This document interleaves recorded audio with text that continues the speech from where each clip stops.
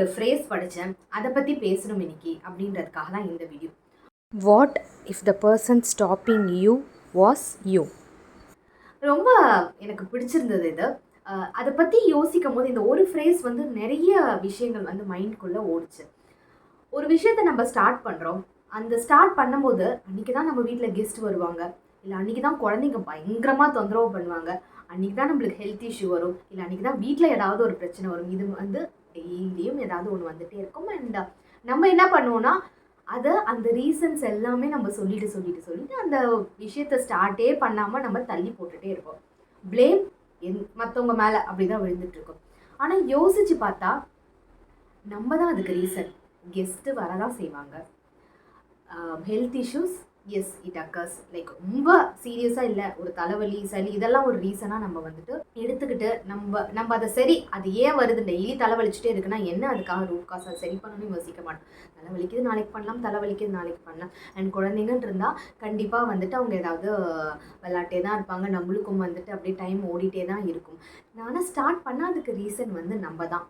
இது முதல்ல நம்ம ரியலைஸ் பண்ணணும். நம்ம ரியலைஸ் பண்ணால் தான் அது குழந்தைங்களுக்கு வந்து நம்மளால் சொல்லிக் கொடுக்க முடியும். ஏன்னா பீயிங் அன் அடல்ட் நம்மளே வந்துட்டு ரொம்ப கஷ்டப்படும் ஒரு புது விஷயத்தை ஆரம்பிக்கும் போது.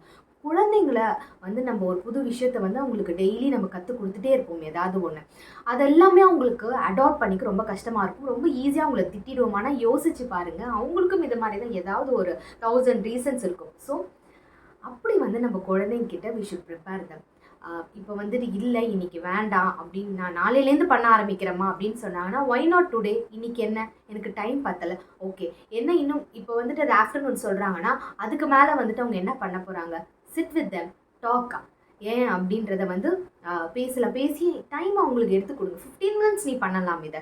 இல்லைம்மா எனக்கு வந்துட்டு ஒரு மாதிரியாக இருக்குது, என்ன ஒரு மாதிரியாக இருக்குது ஏன் அப்படி சரி பண்ணிவிட்டு அவங்கள வந்துட்டு we should like motivate them. அந்த செல்ஃப் கான்ஃபிடென்ஸை வந்து அவங்களுக்கு இன்க்ரீஸ் பண்ணணும். ஏதோ ஒரு கஷ்டப்பட்டுட்டு இருந்தாங்கன்னா அதை வந்து ரிசால்வ் பண்ணுறதுக்கு நம்ம ஹெல்ப் பண்ணணும். அதை விட்டுட்டு குழந்தைங்க வந்து ஸ்டார்ட் பண்ணாமல் இருக்கிறாங்கன்றதுக்காக அவங்கள வந்து நம்ம ப்ளேம் பண்ணிட்டு இருக்கவே முடியாது. ஸோ அவங்கள முதல்ல சொல்கிறதுக்கு முன்னாடி நம்ம முதல்ல ப்ரிப்பேர் பண்ணிக்கலாம். எஸ் லைக் எனக்கு அந்த ஃப்ரேஸ் ரொம்ப பிடிச்சிருந்தது. ஐ தாட் லைக் நம்ம அதை பற்றி பேசணும் அப்படின்னு எனக்கு தோணுச்சு. அதனால தான். ஸோ நீங்கள் ஏதாவது ஒரு விஷயத்த ஸ்டார்ட் பண்ணாமல் ரீசன் சொல்லிகிட்டே இருந்தீங்க அப்படின்னா I hope like this video will help you. ஒரு சின்ன ஒரு பூஸ்ட் உங்களுக்கு தரும் அப்படின்னு நினைக்கிறேன். Start today. நம்ம மட்டும்தான் நம்மளை சரி பண்ணிக்க முடியும். நம்ம இன்னைக்கு இம்மீடியட்டாக எந்த ஒரு விஷயமா இருந்தாலும் நம்ம ஸ்டார்ட் பண்ணிட்டோம் அப்படின்னா தென் ஒரு கொஞ்ச நாள் தான் அது வந்து கஷ்டமாக இருக்கும். பட் நம்ம ரிப்பீட் பண்ணிகிட்டே இருந்தோம், அதை தொடர்ந்து பண்ணவே ஆரம்பிச்சிட்டோமா அது நம்மளுக்குள்ளே வந்துட்டு அப்படியே ட்ராவல் பண்ண ஆரம்பிச்சிடும். ஸோ ட்ரை பண்ணி பாருங்கள். தேங்க்யூ.